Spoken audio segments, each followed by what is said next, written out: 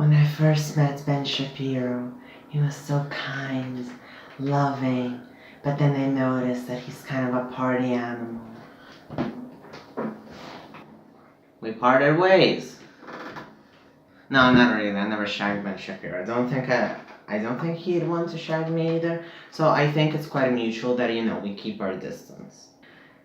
Hi again. So basically, I'm back, and today's topics will be scams, and specifically within the trans community, which I think has been happening a lot. So, and as always, I do my makeup because I just find it easier to calm down. I like doing looks in front of the camera, and it kind of gives a fresh, fresh vibe, because everyone pretty much just stares at the camera and talks, or like rubs their cat. I was about to say rubs their pussy, but I was like, that's not it. Anyway, so I'm gonna start with my brows for a change instead of my lips. I want to make them weird today, so let's see how that will work out. Anyway, about scams, I've been noticing that over the past, I don't know how many years I've been trans, 4, maybe 5, that everyone kind of follows the same pattern. That there's always a new product, everyone wants it, and then it turns out to be kind of shit. Like, the other day I was thinking about STPs and everything. Like, are they good? Are they worth it? And I remember I used to have an STP, and I used to pack, now I don't pack. And I remember I kept trying all the time to get it right, and I wouldn't manage. Like, I'd always have to pull all my pants down to do it. I read a bunch of guys now, and it's just like, I gave up. And it's very common for everyone, really, to just start, give up, and etc. But people keep trying, because obviously we get bottom dysphoria, so I'm talking about trans men in this case. We get bottom dysphoria, and obviously you want to elevate that in any possible way. And my bottom dysphoria used to be really bad. Like, it still is, but it kind of morphed ever since I started T, because I got bottom growth and everything. So it's quite different from what it used to be. And I had to face new challenges and everything. And that's the thing about our journey, that it's never linear. You never know what kind of dysphoria you're gonna get later. You never know what product is gonna work for you, what technique is gonna work, who will be there to help you. Like, I remember the first time I kind of beat my sexual dysphoria was because I was talking to my partner Lucas, and I was getting ready for a hookup, which I really wanted to do. And kind of a mixture of those two made my dysphoria stop. Like, not for good, but for a good while. So whenever people ask me, how did you manage to elevate that first time you had bottom dysphoria pre-T, I always say, just hook up with a bunch of guys. That's what's gonna work for you. But not everyone is poly, not everyone wants to sleep around, not everyone has the confidence, and everything. So the problem is that companies know this. They know that we're vulnerable. And specifically trans companies, they know. Because I see people complain about companies which are not run by cis people, saying how they exploit trans people. But the thing is, trans people are no better. Like, we're just as human, and we're just the same as cis people. So what I'm trying to say is that just like there are shitty cis people, there are shitty trans people. And when it comes to anything to change now, people are shitty. People are gonna scam you. I'm really fucking up my brow. We're going there. We're doing big brows. So the problem is that people don't even stop to think that trans people can scam you. And you will be scammed. Because all these things, they're so bloody expensive. Like, there's STPs I think start from $100 at least, if not 200 these days. And that's what bugs me. You see, I don't think that a piece of silicone which is based off a model of another STP, should even cost that much. But they do. They fucking do. And people are like, oh, new technology and everything. But is it really? Is it really new technology? What new things did it create? Or there's the recent EZP one, where they're doing a bionic one, right? I haven't seen it, obviously. I didn't donate. And all I do is read updates. But I keep looking at it and I'm like, you're a fucking scam. Like, you don't need that many thousands. It's not gonna work. Who's gonna put metal things in your genitalia? Like people get delusional because we're so desperate to defeat our dysphoria, to defeat our fear of operations and everything. Like, and operations are also a very sensitive topic because everyone thinks that we need to have the operation. And when it comes to the operation, I've decided that I don't want it right now. And I'm not in that mindset to have it. Will I want it later? Maybe. Do I need it now? No. But it's quite hard to do these things because there's a lot of pressure.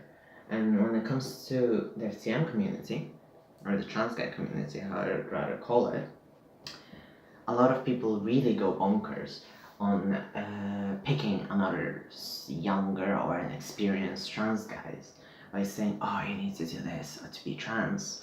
And that goes in the way of the companies because the companies are run by generally passing skinny white trans guys, or that's the image they sell, you know.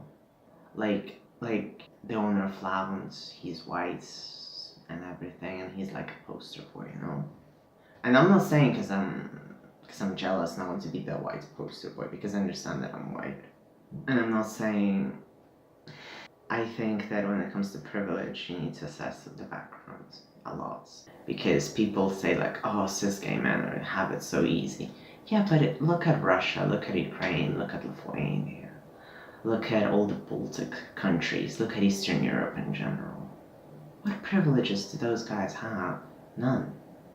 That's the problem. People just get stuck in their bubble and they push their agenda regardless of whatever it is. They want to sell something, they sell it.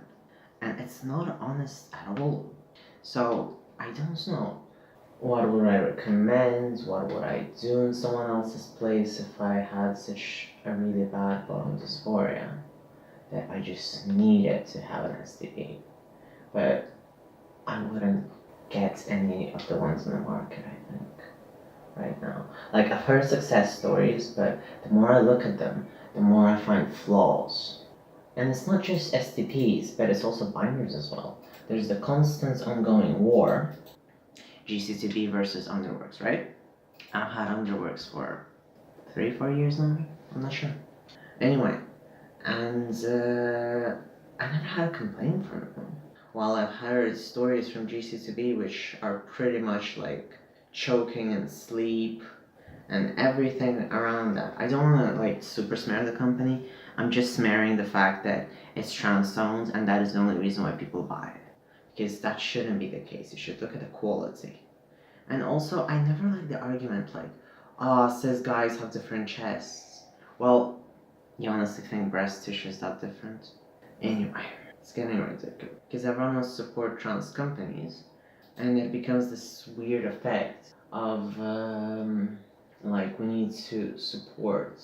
Do we need to support trans companies? Do we need to support trans YouTubers? Do we need to support trans everything? Yes, we do, but we need to do it with a very, very conscious mind.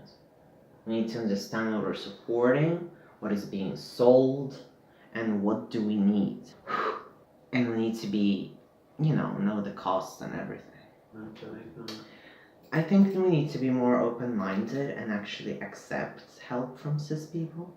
Like Underworks, for instance, have always been very, very helpful to me. And I never encountered any problems. And in general, we need to understand that people are greedy. So just because it says trans something, it can be another trans scam. Or for instance, the latest trend, trans tape. Jesus Christ. Like, that thing is unhealthy. Like, you become trans. Like, you become aware that you're trans.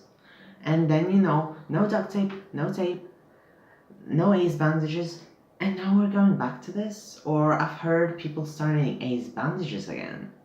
And it's like, please stop. This is not healthy at all.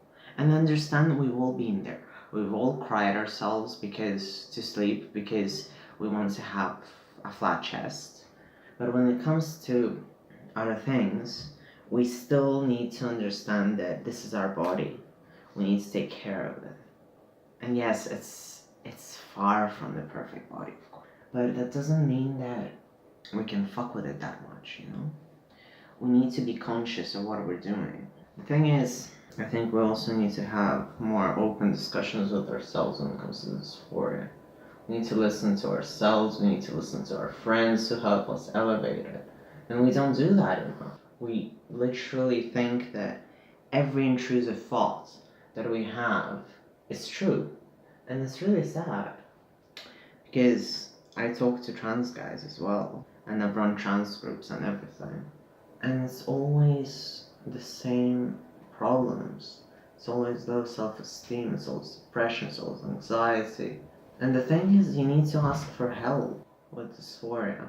Because being alone with dysphoria is really dark.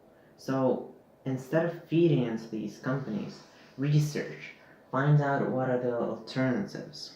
What can you do about your dysphoria? Maybe try a sock before you buy an STP, for instance. Maybe try a sports bra before buying a binder. Read reviews, ask. Find out if, because it's trans-owned, if it's worth it or not. Find out if it's cis-owned, if it's a scam or not. Find out if anyone is reporting any troubles about it. And when it comes to yourself, I think it's better to talk to yourself and others. And I'm always happy, my inbox is always open. If you want to hear how I dealt with my dysphoria, what did I do to get to where I am now? Because it wasn't an easy journey at all. It's always really hard. I'm rambling. My inbox is open. There's Reddit. There's Susan's. There's other trans communities which you can easily approach and which can tell you what is good, what is not good. And please do your research and understand that it's trial and error, trial and error, trial and error. And eventually you'll find what works for you. So I'm just rambling at this point. I'm just gonna sit here and be pretty. For a bit I'm gonna look into the mirror. Anyway, this is the final look.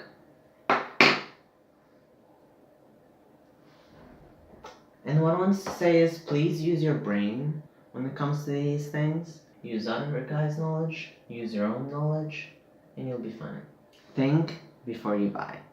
And that's pretty much me for today.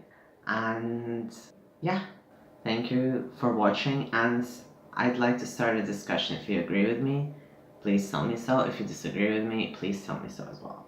I'm open to discussion, and we can all this Ben Shapiro together. Thank you.